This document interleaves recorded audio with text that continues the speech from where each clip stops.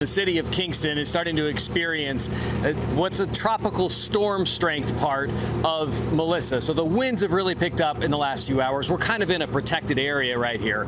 We have rain that is starting to come down all across the city. We have been watching right now, kind of waiting for that next burst of wind that is going to knock out the power here. It has been flashing, but it has stayed on at least to this point. Flooding has been ongoing. We already saw it in the overnight hours yesterday, and these are neighborhoods that flood just with regular rain. People are very concerned about how well they are going to withstand the foot of rain or more that comes from Melissa. And remember, this storm is still offshore. It's going to be a couple hours yet until it even makes landfall. Pretty gusty, pretty windy.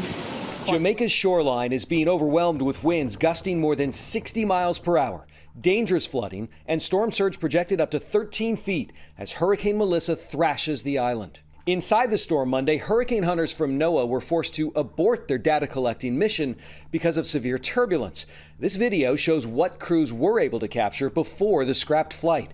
On the ground, mandatory evacuations forced hundreds into shelters. The roughly 1 million residents of Jamaica's capital, Kingston, are still on the outskirts of Hurricane Melissa's reach. We're all buttoned down and locked up. The thing that concerns us the most is mostly just the wind and the rain. Those dangerous conditions closed Jamaica's airports when Melissa was approaching, leaving many vacationers stranded until the historic storm passes through the Caribbean. We're trying to be as prepared as we can. Bridget and Wayne Todd are in Jamaica on their honeymoon. The North Carolina couple has experienced hurricanes in the U.S. before, but say those are no match for Melissa. We've never had one to this level. My biggest concern is really just the damage it'll do afterwards and us being stranded out here for possible weeks.